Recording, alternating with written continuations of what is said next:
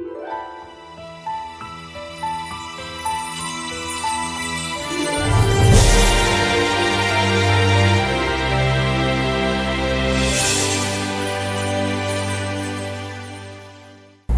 this is Chris, keeping it real, facts over fear. Did some spreadsheet work over the weekend, as you can see, although I had a lot of it down there, but finished filling it in, went to WRL's website, got all their data, and then derived a couple of more conclusions from that data, because they don't go into everything and some things are not quite clear. And so I just call this my North Carolina COVID-19 tracker. So this is only applicable to North Carolina and not any other state, although I think you will probably find that unless you live in the Northeast, most of the data is of this sort of data is going to be relevant to you. I've looked at data from South Carolina, Texas, and Florida, and they are all experiencing the same kind of data. They've got the same kind of curve that we do. And on a per capita basis, they are experiencing about the same number of hospitalizations and the same number of deaths. And so this is kind of typical, unless you live in the Northeast, excuse me, and then it's rather atypical. Okay, so I got all these figures from the North Carolina Department of Health and Human Services, and WRL, of course, gets their data from them, and so basically relying on the source, all the hospitals report into the North Carolina Department of Health and Human Services and other places that do testing and other various agencies that are involved in whatever might be related to COVID-19. So the information starts on 3/17, and I just, since it was just the end of the month a couple days ago, I went ahead and just stopped, did a cutoff at 7/31. So probably what I'll do is I'll probably just do this every other week or something, but I am going to do some charts. I learned how to do a chart yesterday. I was so pleased with myself. It only took 4 YouTube searches to get to something that I could understand.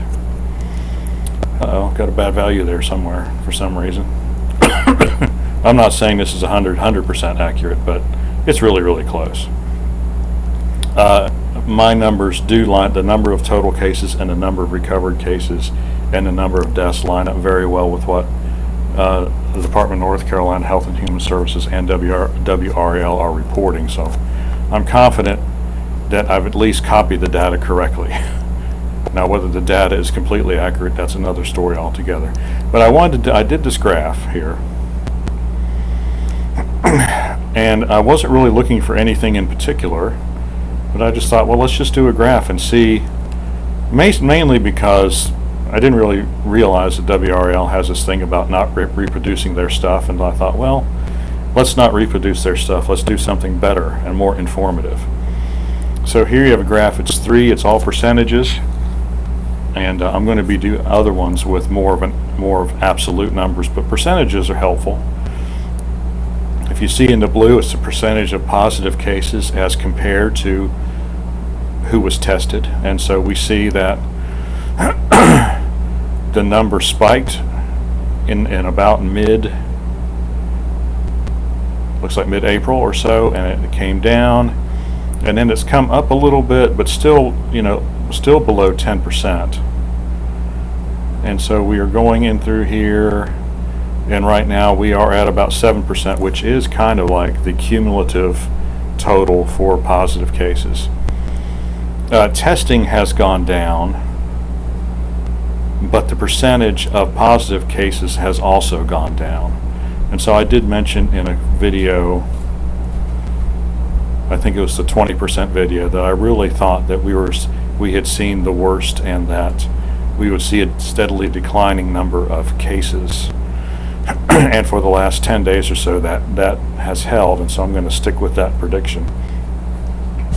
The red line is the hospital stays compared to positive cases. So of all the people who tested positive, here are the number of people who have actually been admitted to a hospital. And as you could see, back in April, it was looking rather dire.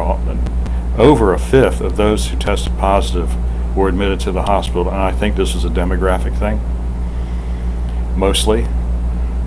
In fact, if you look at all the peaks of this chart, I think most of that is demographics. It was when nobody was really paying attention, and people were going into nursing homes and other congregate living settings and getting all the older people there sick. And of course that was tremendously bad for them, because most people in those situations already have some kind of comorbidity, and it makes it very tough for them to fight the disease. So the hospital stays compared to positive cases. The red line has continued to go down, although still at nearly 10%. I was kind of surprised by that. In other words, if you've tested positive, there's almost a 10% chance that you're going to wind up in the hospital. Now, of course, that does kind of include the idea that you're not going anywhere unless you feel sick first. So this is really about people who feel sick, go get tested, find out they're positive, and they end up in the hospital. This is not like like we've talked about in other videos about the antibody testing that's been going on, the statistical studies that have been going on that say that actually the number of positive cases can be 10 or even 20 times greater than the number of reported positive cases. But still, to be tested and to have like nearly a 10% chance of ending up in the hospital, that was kind of an eye-opener. I didn't realize it would be such a high number. And it has been trending upward just a little bit, but not too much. Looks like it bottomed out like about 7.5%, 8%, and now it's going back up. Looks like it's about 8.5%, 9% now. And then this was the one that really surprised me, the deaths compared to hospitalization. So if you look at the average number of people who are in North Carolina hospitals every day, and you say, well, let's just say that's 1,000, and that's a 7-day rolling average, so you have to break it out by day. So it's about 130 people a day, net people, and that's one of the things I had to figure out. Not everybody stays. Some people go home. Unfortunately, some people die, and then you have people coming in being admitted, and so that number has been increasing, and it looks like it's leveled out over the last 4 or 5 days. We'll see if that starts to decrease too, but that is a rather high figure right there. That is 12% or so, 12.5%. If you go to the hospital, so if you're one of the 8% that go to the hospital, you have a 12% chance of not making it out of the hospital. So that's a serious statistic.